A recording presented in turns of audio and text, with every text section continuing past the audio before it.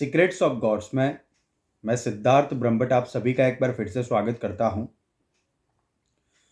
और इस वीडियो में आपको ये बताऊंगा कि श्रावण के अंतिम सोमवार को आपको क्या करना चाहिए। कुछ विशिष्ट उपाय आपको मैं बताऊंगा। इसमें से कुछ लाल किताब से है, कुछ हमारे पुराणों से है, कुछ हमारे तंत्र ग्रंथों से है।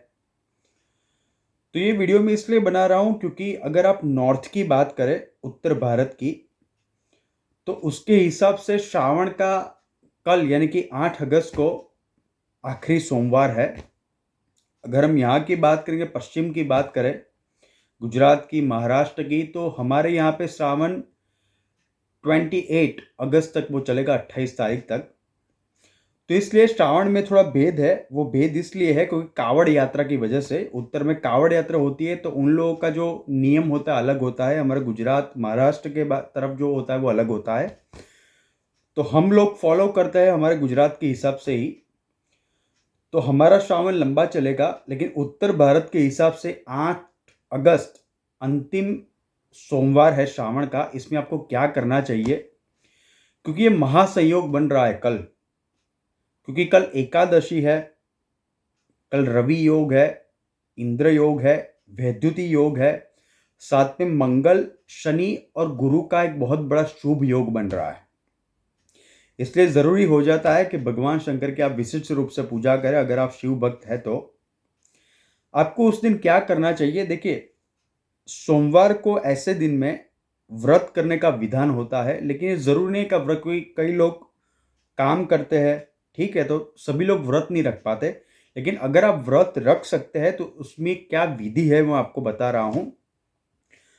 सुबह आप जब भी उठे, स्नान आदि से आप निवृत्त हो जाइए, भगवान के सामने बैठकर आप व्रत का संकल्प लें। व्रत का संकल्प कैसे लिया जाता है? अगर आप ब्राह्मण हैं तो आप मंत्र जानते होंगे कि संकल्प का मंत्र कौन सा है। अगर आप नहीं जानते तो सीधी आपको मैं एक तरीका बता रहा हूं कि अपने हाथ में अंजलि लीजिए, यानी कि थोड़ा सा जल लीजिए, आंख बंद करके भगवान शंकर का स्मरण करके आप संकल्प लीजिए कि भगवान, आपकी ही भाषा में, कि भगवान मैं अपनी इच्छा के अनुसार और आपको समर्पित करने के लिए मैं व्रत का संकल्प ले रहा हूं। उस जल को आप किसी पात्र में आप छोड़ दीजिए। तो इस प्रकार से संकल्प लिया जाता है। इस समय में आपको 3 बार भगवान शंकर की पूजा करनी होती है अगर आप व्रत का संकल्प लेते हैं। आप सबसे पहले प्रातः काल में या तो प्रदोष काल में, प्रदोष काल क्या होता है तो कि सूर्यास्त का जो समय होता है उसे प्रदोष काल कहते हैं।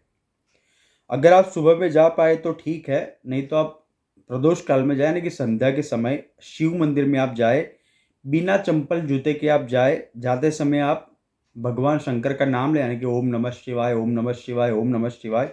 और अपने पास एक आप तांबे का लोटा रखें जिसमें आप गंगा जल रखें या गंगा जल मिश्रित आप जल रखें। भगवान शिव के आप मंदिर में जाए, भगवान शिव का आप जल अर्पित करें और साष्टांग प्रणाम करें।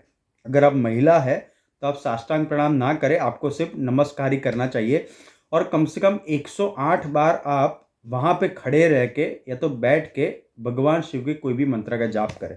जैसे कि आप महामृत्युंजय मंत्र कर सकते हैं, पंचाक्षरी मंत्र आप कर सकते हैं, ओम तत्पुरुषाय विद्महे महादेवाय धीमहि तन्नो रुद्र प्रचोदयात्, गायत्री, रुद्र गायत्री का आप कर सकते हैं, शिव गायत्री का आप कर सकते हैं। तो ये विधि है पूरी। कम से कम आपको भगवान शिव की पूजा करने के बाद 108 बार आपको शिव मंत्र का जाप करना चाहिए। अगर हो सके तो पंचामृत से आप शिवलिंग को स्नान अवश्य कराएं। षोडशोपचार से उसकी पूजा करनी होती है, लेकिन वो आपकी कैपेसिटी के ऊपर वो निर्भर करता है कि आप कितना कर सकते हैं। आपकी क्षमता के अनुसार आप भगवान शंकर की पूजा करें। हो सके तो पंचामृत से आप अभिषेक अवश्य करें। अगर आपके पास गंगा जल है तो एक बूंद भी अगर आप मिलाकर अगर जल में चढ़ा दोगे तो वो जल गंगा जल ही बन जाता है। खाने का विधान ये है कि अगर आप व्रत का उपवास करते हैं तो सोमवार को आप दिन में सिर्फ फलाहार ही ले एक बार, और रात्रि में आप या तो सिर्फ जल का सेवन करें या तो सिर्फ जूस का आप सेवन करें, किसी भी फल के जूस का। अगर आप व्रत करते हैं तो शास्त्रों में यह विधान मिलता है कि भगवान शंकर की 3 बार पूजा की जाती है। 3 बार, यानी कि सुबह में, संध्या में और रात्रि में। सुबह में शिव की पूजा होती है, जो मध्याह्न का समय है उसमें महादेव की पूजा होती है। रात्रि में रुद्र यानी कि शंकर की पूजा होती है। तो इस प्रकार से हमारे शास्त्रों का विधान है।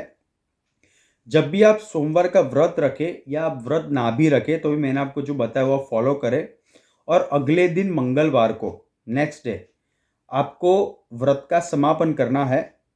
मंगलवार को आप कोई भी छोटी से छोटी चीज़ आप दान करें और आप अपना व्रत पूर्ण करें मंगलवार को सुबह के समय में। तो इस प्रकार से भगवान शंकर का व्रत समाप्त होता है और इससे आपकी कोई भी मनोकामना हो वो आपकी निश्चित रूप से आपकी पूर्ण हो जाएगी। अभी मैं आपको कुछ विशिष्ट प्रयोग बताता हूँ, जैसे कि धन ऐश्वर्य की प्राप्ति अगर आप करना चाहते हैं, एक आसान सा उपाय महर्षि वेद व्यास ने कहा है शिव महापुराण में, कि रात के 9-10 बजे यानी कि रात्रि के काल को किसी भी शिव मंदिर में जाए जहाँ पे ज़्यादा भीड़ ना हो।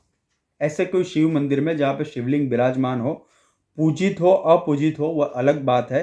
किसी भी ऐसे शिव मंदिर में आप जाए, रात्रि को 9-10 बजे आप गाय के घी का एक दिया जलाए, ऐसे जलाए कि देर रात तक वो जलता रहे। ऐसा विधान है। ऐसा करने से इंसान को धन और ऐश्वर्य की प्राप्ति होती है। अगर सोमवार को अगर आप ये करते हैं यानी कि कल, तो बहुत ही बढ़िया है। दूसरा है संकट मुक्ति। अगर कोई भी संकट आपके ऊपर है तो सोमवार को जल के अंदर आप काले तिल थोड़े से आप मिलाइए और उससे आप भगवान शंकर का अभिषेक किए, जो भी संकट है वो दूर हो जाएगा। तीसरा है कर्ज। अगर आपको कर्ज से मुक्ति चाहिए तो भगवान शंकर को अखंड चावल अर्पित किए जाते हैं और कम से कम 108 बार भगवान शंकर के मंत्र का जाप किया जाता है। तो कल ये बहुत बड़ा योग है। निर्भर करता है कि आप श्रावण कौन सा है, वो नहीं है कि आपको कब पूजा करनी है, लेकिन श्रावण का हर एक सोमवार जो होता है उसकी एक अपनी महत्ता होती है। जो आपको मैंने थोड़े से उपाय बताए उसको आप फॉलो कर सकते हैं। धन्यवाद। आप हमारे चैनल पे सब्सक्राइब करें और आप अपने कमेंट्स भी दीजिए। Thank you.